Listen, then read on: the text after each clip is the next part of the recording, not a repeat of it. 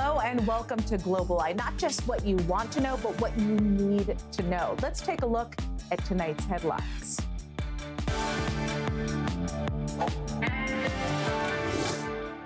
As anti-Semitism rises across the globe, more Jews are facing a life-changing decision. Should they emigrate to Israel? Well, tonight we're going to debate whether that's the right move to make. And coming up, Switzerland could slam the brakes on immigration with a hard cap of 10 million people. If voters approve it, the country may even be forced to tear up its free movement deal with the European Union. We'll break down what's really at stake. Also ahead, a 21-year-old who says he's a president of his own European country. It started as a teenage map experiment. Now it has passports, ministers, and dreams of Eurovision. But is it actually legal? And later, Hungary's election takes a scandalous turn. The prime minister's top challenger claims there's a secret sex tape being held to blackmail him just weeks before the vote. How dirty could this race get?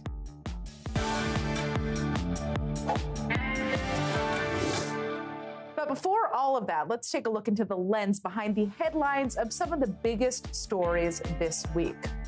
Well, this weekend, the United States took advantage of the annual Munich Security Conference in Germany to try and reassure Europe that the U.S. is still a strong ally amid rising tensions over Greenland and the administration's harsh critique of European leaders. But U.S. Secretary of State Marco Rubio has made it clear that the U.S. is still sticking firmly to the Trump administration's priorities. Under President Trump, the United States of America will once again take on the task of renewal and restoration, driven by a vision of a future as proud, as sovereign, and as vital as our civilization's past. And while we are prepared, if necessary, to do this alone, it is our preference and it is our hope to do this together with you, our friends here in Europe. For the United States and Europe, we belong together. Well, the security conference wasn't the only gathering to take place in Munich this week, and about 250,000 people took to the streets to call for the fall of the Islamic Republic in Iran and to cheer on exiled opposition leader Reza Pahlavi.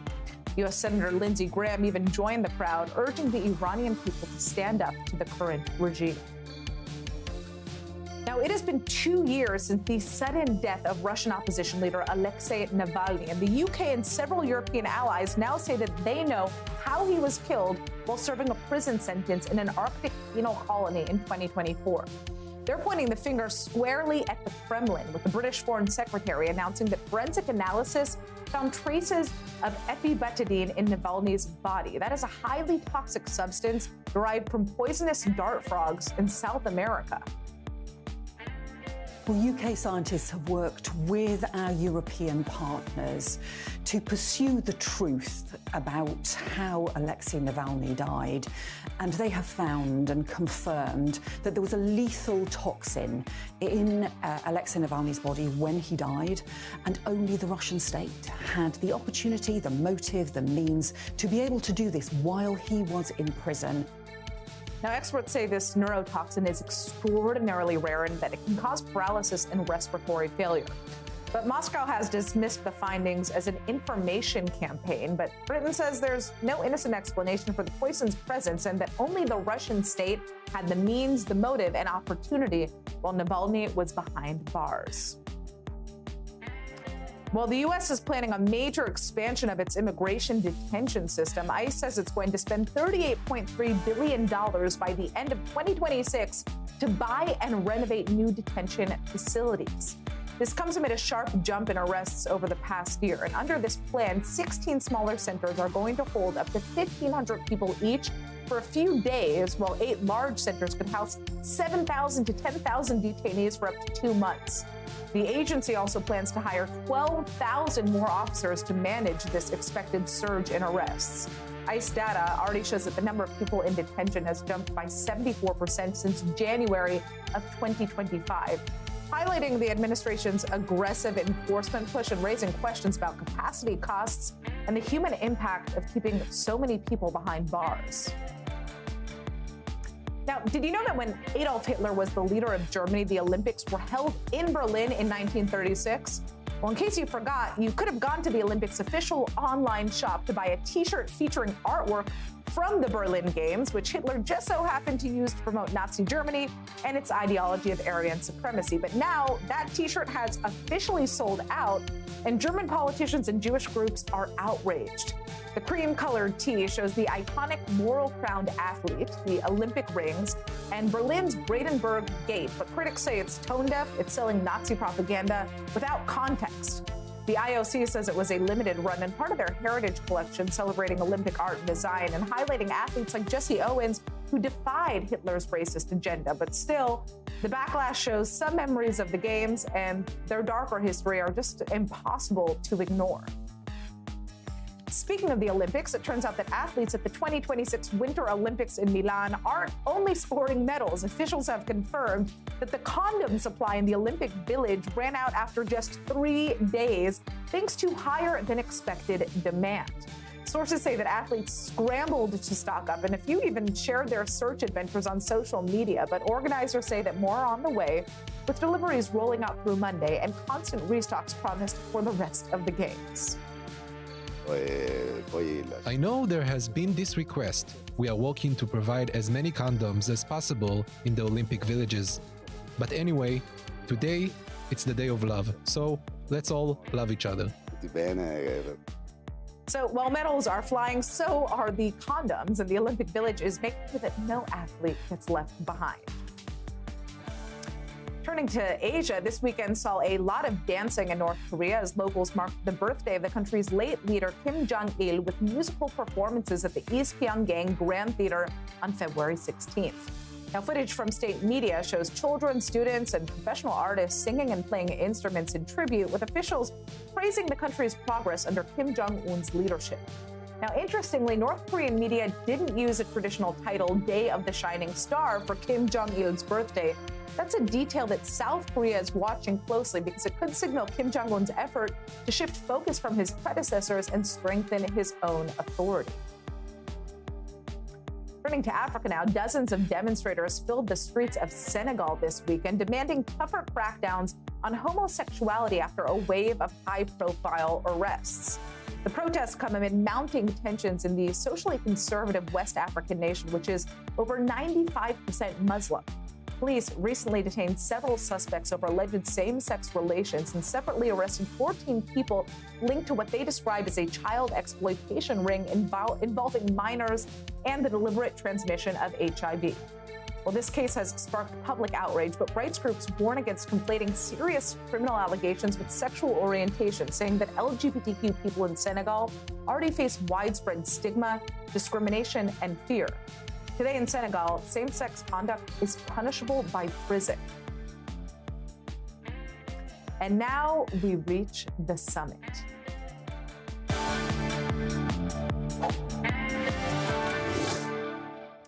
Now, as anti-Semitism rises across the globe, many Jews are considering their future in the diaspora. But the question is whether or not mass Jewish emigration to the state of Israel will actually help them or the state of Israel. Or is it more important for Israel to have a strong Jewish diaspora abroad? Well, we're going to be bringing on some panelists to debate this. We're going to have former spokesperson for the Israeli Minister of Immigration Absorption, Ben-Dror Yamini, with us here in studio. From Jerusalem, we have former Israeli parliament member, Rabbi Dov Lipman. And then joining us from New York City, we also have Rabbi Abby Stein. She's an author and an educator. But before we get to this debate, let's take a deeper dive into this topic.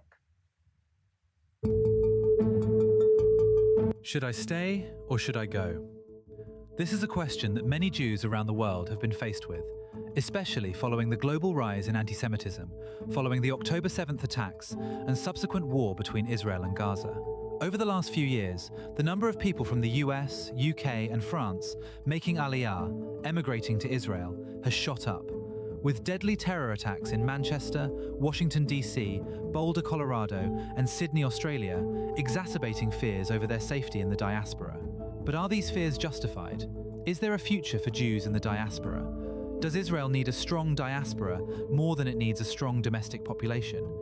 Do Jews in the diaspora have an intrinsic link to Israel, or can they survive as separate entities? Should all Jews emigrate to Israel? Well, that's the question. Should all Jews emigrate to the state of Israel? We're going to start with a 30-second lightning round where each of our guests is going to have a chance to give us their take on that question. Remember, to each of our guests, you only have 30 questions to begin with. Let's start with our rabbi, Abby Stein, joining us from New York. Thank you, Natasha. My answer is very short and very brief, which is no. I think that the Judaism in the diaspora is not just an afterthought. It is something that is beautiful. I'm talking specifically thinking from New York, and we can go into more of that later. I think we have a Judaism that has perhaps never really been so beautiful. It's a rainbow tapestry of Jewish life that I believe is going through a renaissance. And I think that it's not just an okay and a safe future, but a beautiful future for Judaism in the diaspora. All right, Rabbi Dov Lipman, let's hear your take. I'll be very brief and to the point. The answer is yes. Jews should be coming to Israel. If we could go back to Germany before the Holocaust, to Spain before the Inquisition, I'm sure we could have heard people saying, we have a beautiful Judaism, it's eclectic, it's colorful, it's wonderful, and people don't see the writing on the wall. The anti-Semitism is clear, and the destiny of the Jewish people is in the state of Israel. We want to, you'll strengthen Israel, you'll strengthen the Jewish people, and you will then be able to be part of the Jewish destiny, which is only ultimately in the land of Israel. Okay, Ben-Dror Yamini, what is your take on this question? Just to make it clear, I was a spokesperson of the Absorption Ministry many, many years ago. I almost forgot it. Thank you for reminding me. Anyway, well, all Jews will not come to Israel, we know it. I mean, I have my own contribution because my wife is a Ola Hadasha, a newcomer to Israel, which I'm proud about. And let's say that a huge wave of 1 million Jews will come to Israel. The meaning is that still we have a diaspora of more than 10 million Jews, which is good. I mean, I'm familiar with the Jewish community in the United States, and just as Rabbi Stein said, I mean, it's wonderful. And we can see it here in Israel when some communities like maybe Zinoki, Lat Yakar, and other congregations, which are actually influenced by the Jewish community in the United States. I like it. I want them to come. Don't misunderstand me. But there is no way that so many people will come. We need both. We need Aliyah. We need them to come to Israel and to make Aliyah. And we need the diaspora. We need them both. All right. Well, we are now going to open up this debate to longer answers. Feel free to interact with one another if you have something to say.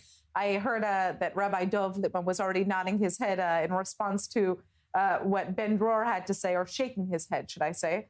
So, first of all, Rabbi Lipman, I'd love to hear your response to that. But with anti-Semitism rising worldwide, is staying in the diaspora irresponsible? So I run an organization called Yad La'olim, where in 4.5 years, we've helped over 50,000 Jews from 40 different countries make Israel their home. I don't say to people, drop everything and come to Israel. I believe in smart aliyah. But I grew up in the United States. I grew up in that beautiful Judaism. I had a wonderful childhood. No one educated me to make aliyah. No one educated me about the role the land of Israel plays in Jewish tradition and thought. Every single source that we have says that the place that Jews should live is Israel. Teach us that. Teach children that. Raise your children to come to Israel. I wasn't saying, Ben-Dror, I wasn't saying everyone's going to come. The question was, should they come? And the answer is yes. History, I know what it's like to be in America. I know how comfortable it is. I know how impossible it is to imagine Americans turning on us. But my grandmother told me the same thing. It happened in her town in Hungary before the Holocaust. She could not have imagined it. They were her best friends. And like this, they turned on her. And if people don't see the writing on the wall, this is history, my friends. Study history. This is what happens. Every great empire, everyone was kind to us. Eventually they turn on us. But now you have the state of Israel to come to. In the 1990s, we took in 1 million Jews from the former Soviet Union. It works. We're ready. We'll be here for you. And miracles happen here. But this idea that we need to stand for a Jewish diaspora. Instead of saying, let's survive and teach our children to get to Israel, to me, that's a total shift from what Judaism and all of our tradition teaches. All right, Rabbi Abby Stein, I see that you are rolling your eyes, nodding, shaking your head, don't seem to agree with what he has to say. Let me say, I think there's two main points that I want to focus on. First and foremost, and I know this is a hard thing, and I'm saying this is a hard thing as someone who myself carries an Israeli passport, my dad's family, my dad grew up in Jerusalem, and I have so much family and loved ones there. The really sad and, in my opinion, unjustifiable reality, but it is still the reality, is that, and I know this is a harsh statement, but I'm about to say, but I'm going to say it anyway. The reality is that since the end of the Holocaust, more Jews have been killed in Israel than in the entire diaspora combined by the thousands. It's not even remotely close. If we're looking at pure numbers of where Jews are safer, Jews are objectively safer in places like in the US and in many parts of Europe, not everywhere in the world. Let's be very clear. Jews were never safe in the Soviet Union. Jews were not safe in a lot of the countries in the Middle East. But on looking just on numbers on where Jews have been safe, they are by the thousands, way more Jews that have been killed in Israel through wars, through attacks, through terror attacks, which is in no way acceptable or justifiable at any means, but on objective reality, Jews have been safer in the diaspora. But I wanna shift for a second because I'm realizing by talking to Rabbi Dov that how much of your own upbringing kind of has impacted that. So I want to give you a sliver of my upbringing. So as I mentioned briefly, my dad grew up in Jerusalem. My grandmother comes from a Yishuv Hayashan, an old Yishuv family.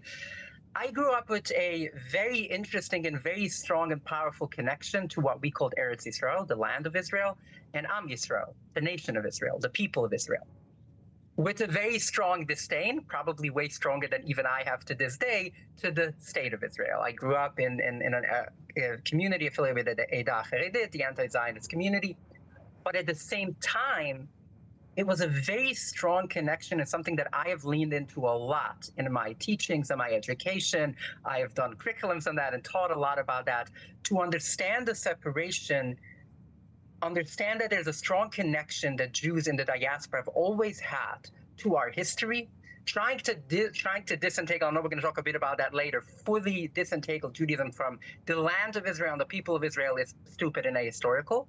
But at the same time, the modern nation state of Israel, this is not what we have been waiting for.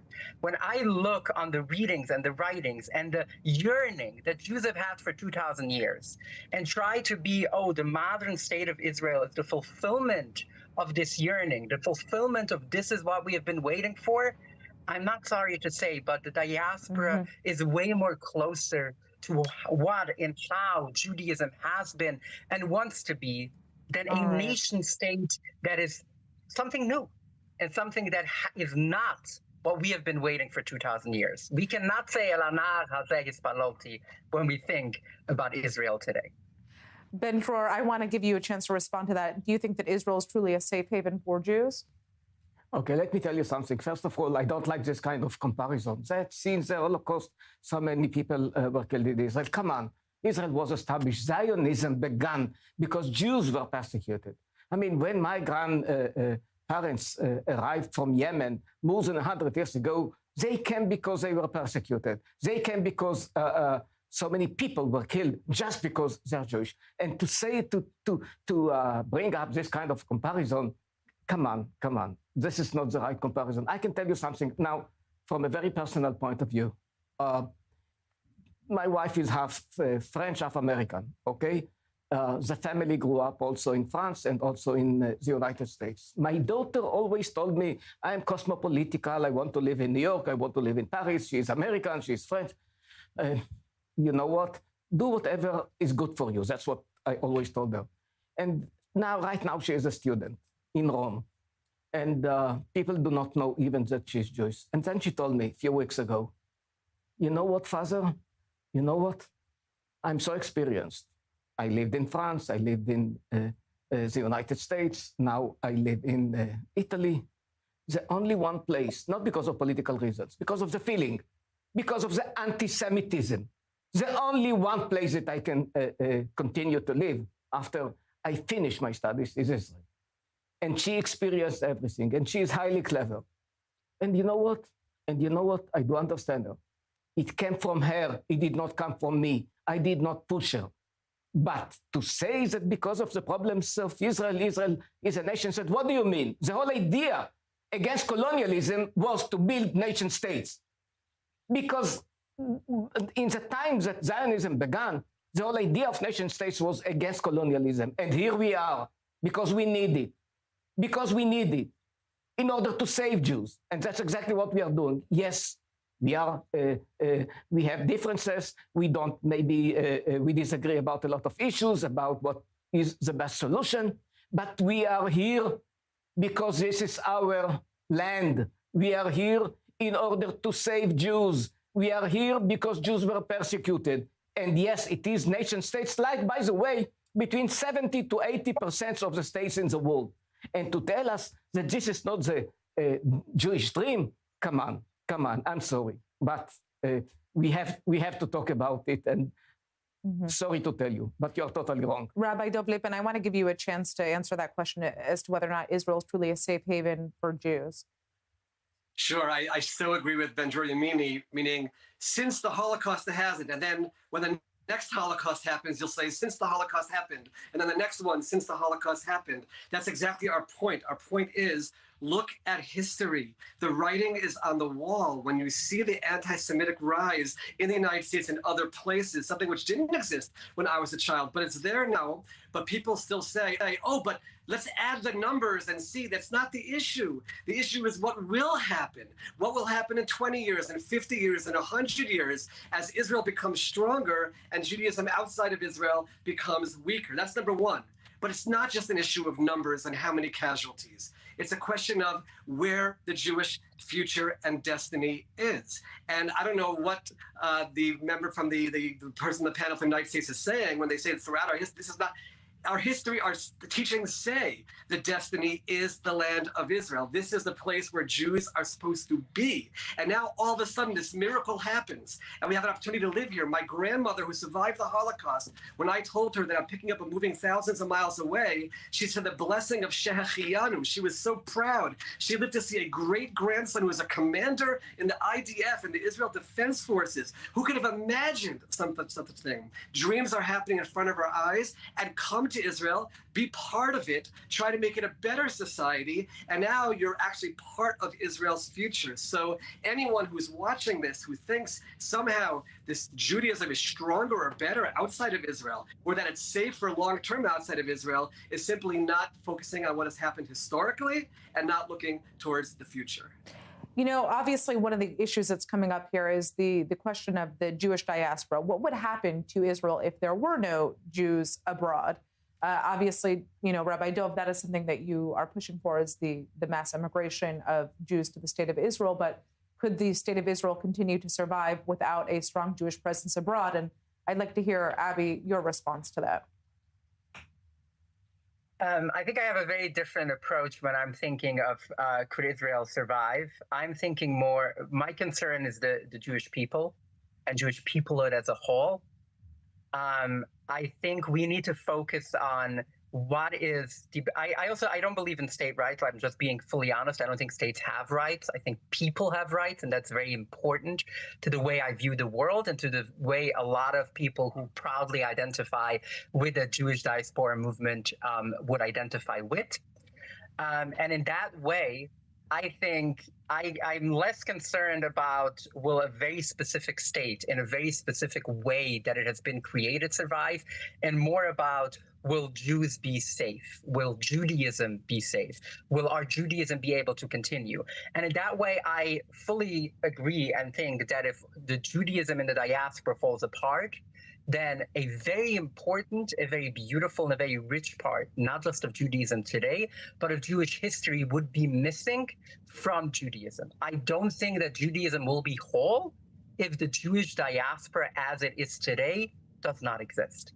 I think that the Jewish people everywhere, including in Israel, will be less safe if there aren't a wide range of Jewish communities that constantly support each other and look into each other.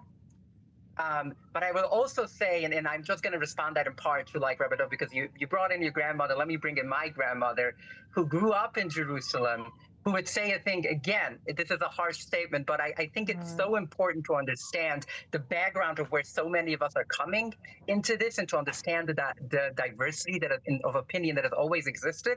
My grandmother grew up in Jerusalem, in Mandatory Palestine, during the British times, would say that I think my city and my country was better before Zionism existed. All right. Unfortunately, we're going to have to go out for a quick commercial break. Abby, we are going to continue this conversation.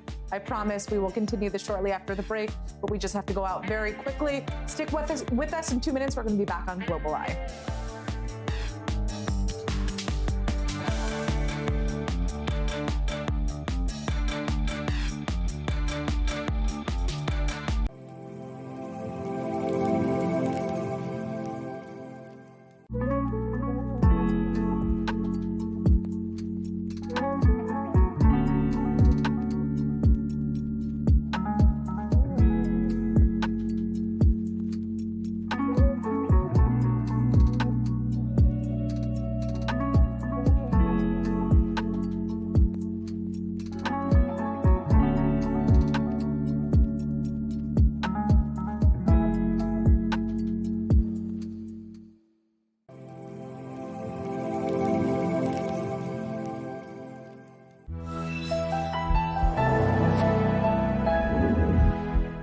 How do you get your news?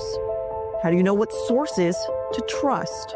And to paint a clear picture of the entire story, you need a breakdown of the constant stream of events, top stories, expert analysts, and the best journalists bringing you real voices on the ground. We're breaking it all down on The Rundown. Get the facts, stay informed, and be a voice of reason for the Middle East. Wherever you are, access our programmes, reports, in-depth discussions and expert analysis anytime, anywhere, right from your phone. All the content from the I24 News website, the latest articles, exclusive interviews, VOD and live broadcasts is now just a tap away on the I24 News app. So what are you waiting for? Download the I24 News app today. 5,000 years of history, and no matter who has tried to kill us, we survive and we thrive. Every week, we'll bring you the latest Jewish news from around the world. The good, the bad, the ugly, and the magnificent. Join us every Monday for Jewish World Weekly. Each week, dive into the very best original stories from I24 News' 4 channels. Le point d'abord en image. More details in this report. خلال الأيام القريبة. Brought together in one show. A unique perspective at the crossroads of languages and cultures. I24 News Magazine. The best of our reports handpicked for you. Tune in every Thursday on I24 News. Growing up in the UK, I watched as 7 men brutally attacked my older brother. It was so savage that he ultimately underwent 3 liver transplants in the space of 1 week. During the Second Intifada, I saw the British public unite behind the false claim that Israel had absolutely no right to defend herself.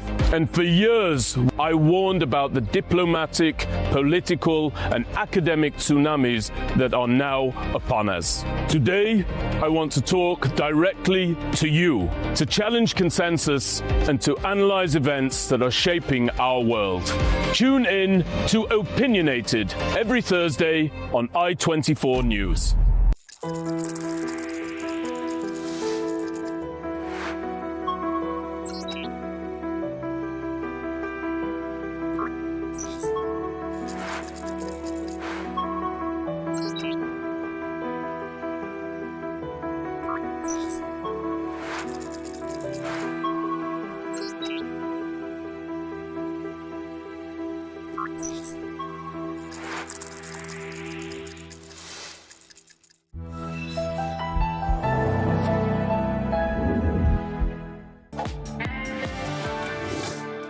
And we are back on Global Eye. I'm Natasha Kirchek, and thanks for sticking with us. We are going to be continuing our debate now. As anti-Semitism is rising across the globe, we're seeing more and more Jews consider emigrating to the state of Israel and leaving their diaspora experience behind.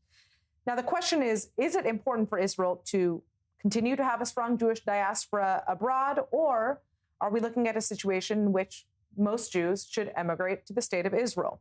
Well, Israeli President Isaac Herzog spent last week in the state of Australia, where a bloody terror attack against the Jewish community was carried out, leaving 15 people dead back in December of 2025. He had a very emotional experience, and here's what he had to say about it. This visit has been very emotional. You know, when one Jew is hurt anywhere around the world, we in Israel ache and our heart misses a beat. And that is why it was so important to visit the community and express heartfelt condolences and strengthen the community. All right, let's turn back to our panelists. We have with us in the studio the former spokesperson a long, long time ago for the Israeli Minister of Immigration Absorption, Ben-Dror Yamini, with us here in studio. Joining us in Jerusalem, we have Rabbi Dov Lippman, and joining us from New York, Rabbi Abby Stein. All right, so the first question I'm going to ask you guys, remember, this is our 30-second power lightning round, okay? You only have 30 seconds to answer this. Can you separate the Jewish identity from Israel? Rabbi Lippman, let's begin with you. Absolutely not. The reason why we're here is because of the Jewish identity of the state. You know what's amazing? They do polls, a happy index around the world to see where are people happy. And despite all the terror, all the struggles, all the challenges in Israel, we're always in the top 5 internationally with 4 other Scandinavian countries. And that's because Jews in the land of Israel are happy. There's a more meaningful life. And the United States, by the way, ranks 17th or 18th in most polls. We need to be here as Jews. This is where Jews are at. Judaism is at its best. And like I said in the beginning, this is where the Jewish future continues. So we must not separate the two. All right. I'd like to hear what you have to say, Rabbi Abby Stein. Because I only have 30 seconds, I will be brief, though there is one line that Rabbi Dov just said that I, maybe for the first time today, actually kind of agree with, which is the beauty of Jews in the land. But my short answer is, I do not think you can separate Judaism from the historical land of Israel, from the people of Israel, and that it's very important. I do, however, not believe that I do think you can separate Judaism from the political entity, from the state of Israel. Something that I'm very proud of my upbringing is to grow up with this very clear distinction between Am Yisrael, Eretz Yisrael, and Medinat Yisrael. The people, the land, and the state are separate things. Okay, and Ben-Dror Yamini, let's hear your take. Let's just go back to history and to understand why Zionism began and when Zionism began. Zionism began at the end of the 19th century. And why did it begin just that time? Because, I mean, Jews were persecuted for hundreds of years, for thousands of years. Why did they begin Zionism in that point of time? They began it in that point of time because many other peoples were striving for one thing, which is a nation state, which is self-determination. That's what we needed. No, I do not deny the right of Jewish communities to live and prosper in the diaspora. Fair enough. It's okay. Whoever wants to live in the diaspora, he can live in the diaspora. Nobody is going to force anybody to come to Israel or to emigrate to Israel. What I'm saying is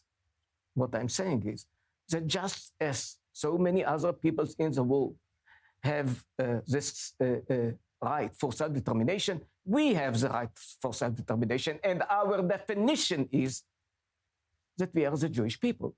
But it doesn't mean that people who feel Italians in New York, they have to live in Italy. But they do not deny the right of Italy to live as a nation state. It must be clear. And sorry to tell you, I'm not speaking now about AB, but people who deny the right of Jews for self-determination, let's put it on the table. They are anti-Semites because they do not deny the right of other peoples. They deny, including some Jews like Peter Beinart and others, they deny only one people in the world the right of self-determination. This is anti-Semitism. Okay, Ben-Dror. Unfortunately, we had 30 seconds, so I had to try to cut you off, but now everybody does have the opportunity to speak for a little bit longer. Let's talk about Zionism. Is Zionism an essential component of modern Jewish identity, or in your opinions, has it become a political layer that's been placed on top of a much older religious and cultural tradition? Rabbi Abby Stein, let's hear your take on that. Again, I think I'm coming at this from a slightly different point of view that I think the other two panelists, and I do want to name this. I think a lot, if my opinion would be different, had I been raised in any form of a Zionist community, and if that would have been baked into the Jewish identity. I was raised, I realize I haven't mentioned that, I was raised in a Hasidic community. I do not agree with so much of what the Hasidic community stands for, but I do agree with some things, and specifically the way Judaism is built in such a beautiful and strong way, with a strong connection to the people, with a strong connection to the land and to our history, while being very clear that a modern nation state, and Bendero, I'm saying this again, because I think another thing that is perhaps where we are so different is that I don't actually think any, and that should be very clear, it's something that in our movement, specifically in the Jewish diaspora movement, going back to the Bund even, which again, we all have a lot of opinions about, but just didn't believe that any group has a unique right to a nation state. And I think that is across the board. I think, again, people have rights. Individual people have rights. People coming together have rights. I think the nation states that begin, yes, in part of response to colonialism, I think it was the wrong answer to colonialism. And that is a way longer conversation. But just to make it very clear, I do not think that Jews uniquely don't have a right to a nation state. I think nation states where it's defined by one specific group having specific rights that other groups don't, no, I don't think that should exist anywhere. This is not the definition. This is not the definition of a nation state. You manipulate something which does not exist, and then you are against it. I'm sorry, it's not the way that nation states. No. This is not the way. Now, let me tell you something which I must tell. I did not see anybody in the world fighting against other nation states, but I saw so many people fighting against only one state on earth. So thank you so much for telling me that you disagree with any other nation state. But people who are fighting against nation states are fighting only against Israel. Bear it in mind. Have you seen, like Rabbi in the U.S., what's your take on this? So 4 quick points. Number one, I don't agree that Zionism began in the late 19th century. Political Zionism began there, but Zionism has been alive for thousands of years as Jews knew that this is their homeland, and when we were exiled for 2,000 years, wanted to come back to this land. That's number one. Number two, in terms of the political Zionism, as a member of Knesset, as someone who goes back to the Knesset regularly to work for Olim, I always walk in a jacket and tie because I believe that it's a holy place. Because now, instead of worrying about praying that the Tsar shouldn't kill us, and this king shouldn't kill us, and this president shouldn't against us, we have self-determination. We can decide for ourselves. There's something really, really holy about that. Number three, my children and grandchildren have grown up in a place where Judaism envelops them. We just finished Tu B'Shvat. It was everywhere. Now we're coming to Purim. It's everywhere. You're not somebody who's a freak standing out in the middle of a whole other culture. You're living in the Jewish land, in a Jewish place. Judaism surrounds you and builds you. And number four, Rabbi Shraga Feivel-Mendelovich, who was a rabbi in North America, said that Judaism in America is like a polar bear in the Bronx Zoo. Go to the Bronx Zoo. The polar bear has his snow, the ice, his diet, everything. But zoom out, he's in the middle of the Bronx. That's not his natural habitat.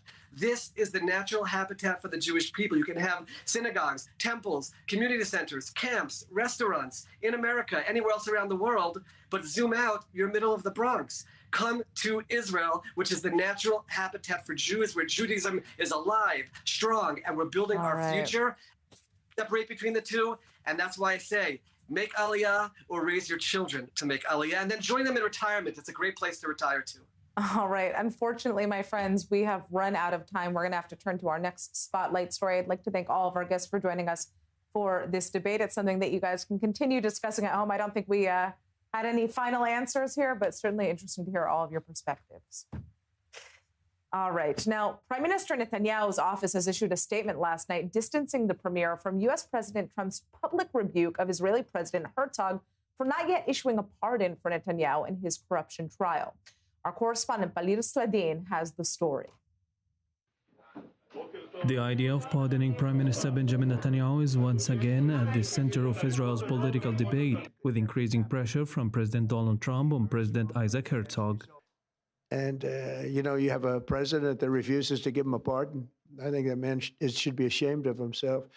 A pardon over this trial that's going on. The president of Israel, the primary power he's got is the power to give pardons. And he's not, he said he's given it 5 different times, but he doesn't want to do it because I guess he loses his power. I think the people of Israel should really shame him. He's disgraceful for not giving it. He should give it. These comments from Trump came right after he met with Prime Minister Netanyahu last week, which drove President Herzog's office to ask for clarification from Netanyahu. The president's office described the developments as crossing a red line and a violation of Israel's sovereignty without referring to Trump's comments directly. Voices from Netanyahu's circle dismissed the accusations and said that Trump's statements on the pardon issue was solely the president's opinion and that the prime minister heard about it in the media. Mr. President, why don't you give him a pardon? Attorney General Gali Bahrav Miara announced this morning that she has not yet reviewed Netanyahu's pardon request and that it will be reviewed according to accepted work procedures. Her comments came against the backdrop of a claim that she is expected to submit her opinion in the coming weeks. In November last year, Netanyahu submitted his former request to be pardoned from the allegations he's standing trial for, but so far President Herzog has not made a decision. All right, now let's put the spotlight on some stories that you might have missed this week.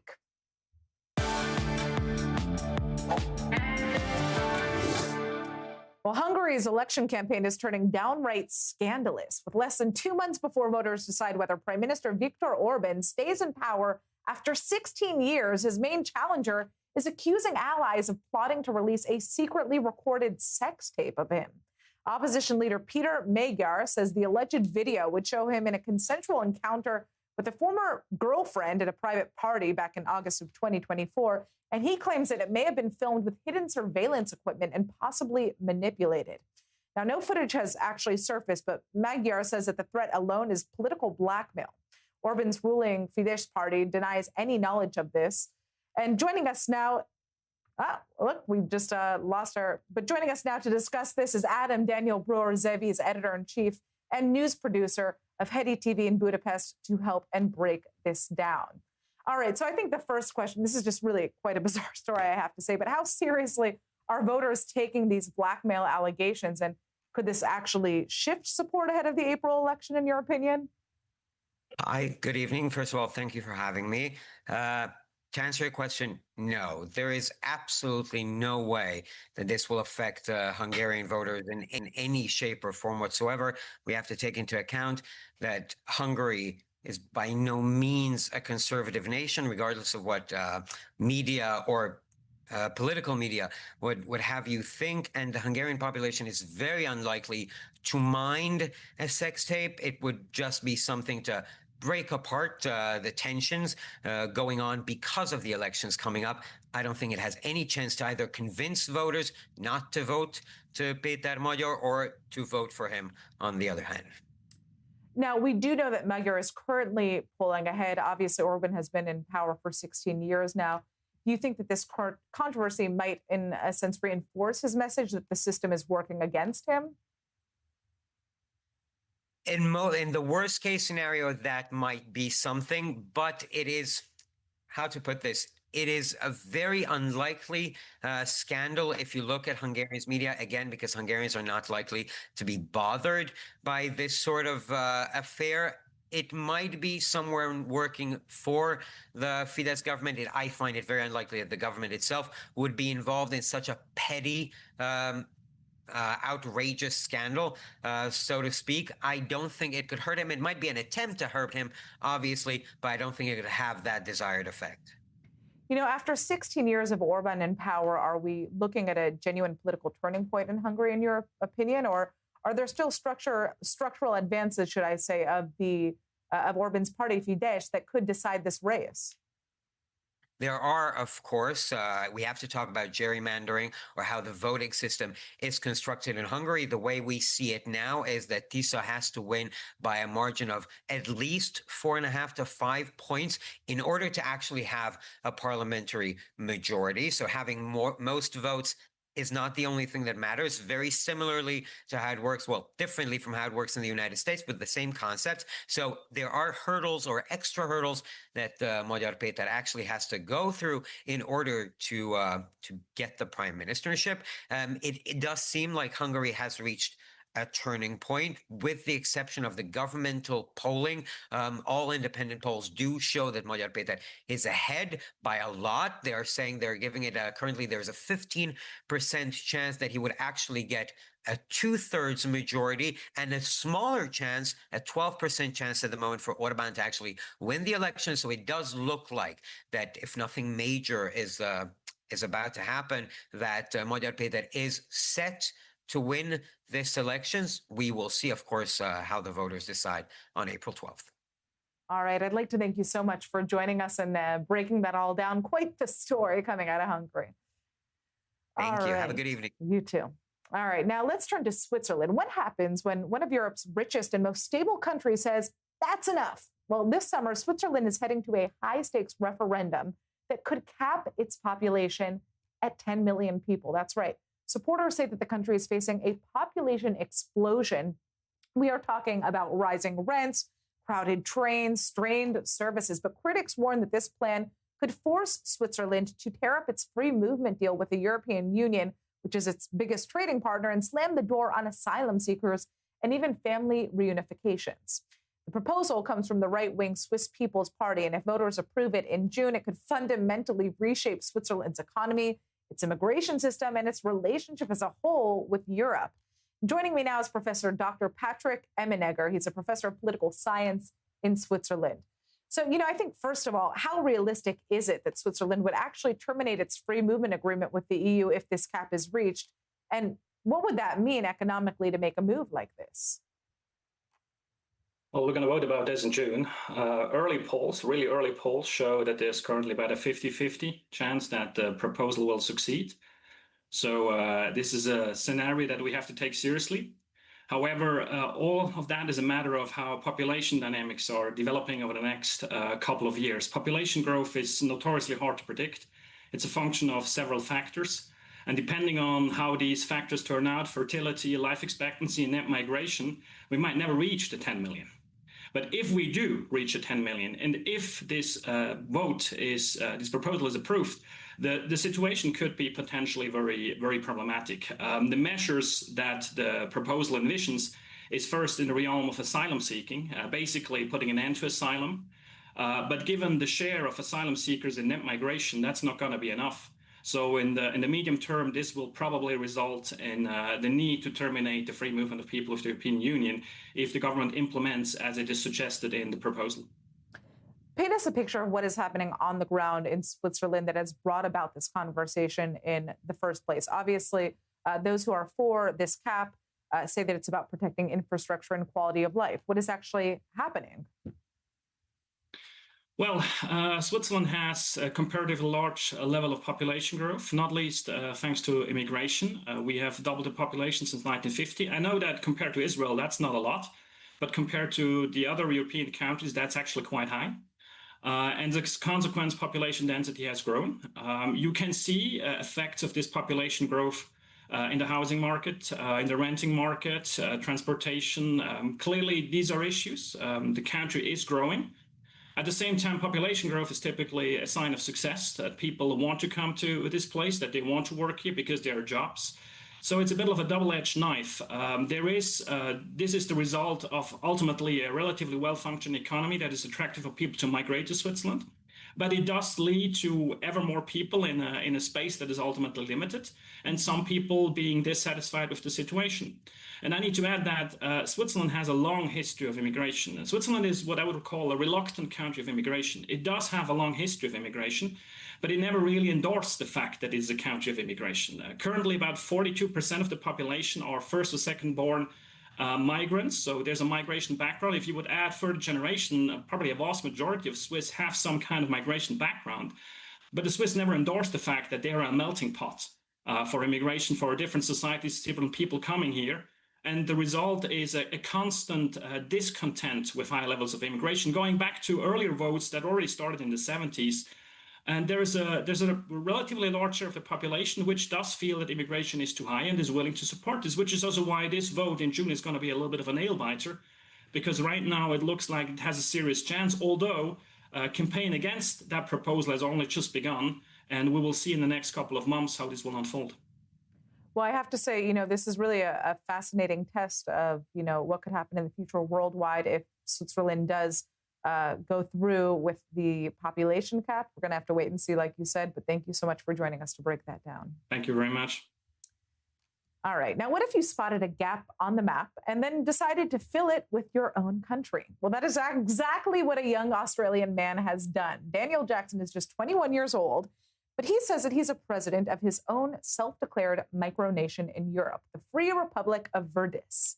It's a half-square kilometer patch of disputed land that is between Croatia and Serbia, just along the Danube River. And at just 14 years old, Jackson and a group of friends found this tiny strip of forest that neither Croatia nor Serbia officially claims. And now, under a corner of international law, land that is truly considered terra nullius, or nobody's land, can, in theory, be claimed. So they planted a flag, and today, Verdis issues passports. It has over 400 registered citizens, and it even collects residency fees. But not everybody is happy about this. Croatian authorities have blocked access to the territory, and no country actually recognizes Verdis as a state.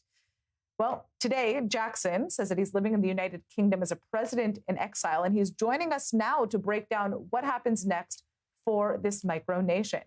So, Daniel, this is really just fascinating. There are hundreds of micronations around the world. You were just 14 when you first claimed this land. What made you actually want to do this? Well, thank you for having me. When it comes to Verdis's background, it was more of an idea when I was younger. I was about 14 years old, and I was living in Australia at the time. And I had taken some inspiration from another entity up north known as Liberland, but I didn't exactly share the same views. So a group of friends and I came up with the idea of Verdis. And the idea, it died down for a little bit of a while. But back in 2023, a group of people and I, who I was doing humanitarian work with in Ukraine, we came back with the idea of Verdis, and we decided to properly restart it. And we assigned a government, we started a settlement, we provided aid under Verdis's name, and we continued on from there. What are the goals of this micronation? Why establish it? I understand that, one of the hopes that you guys had was to serve as a mediator in international conflict. How would you actually go about and do that? Of course. So, with Verdis being a very small country and a neutral country, we don't have many, how do I put it? We don't have a large population. So with the amount of citizens that we have, many of them are quite like-minded. And of course, being a neutral country, it allows us to serve as a mediator, sort of like the Vatican, but more of a non-religious version. Basically, Verdis doesn't have any official religion, but the largest religions in Verdis are Catholic and Orthodox Christian. It allows us to, how do I put it?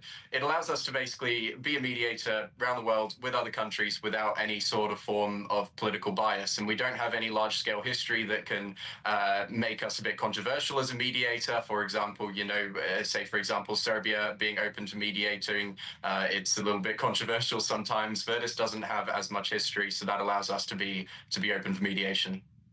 All right. Now, I want to talk about the issue of the land itself. Your claim rests on this idea that the land is legally unclaimed, therefore it can become a micronation.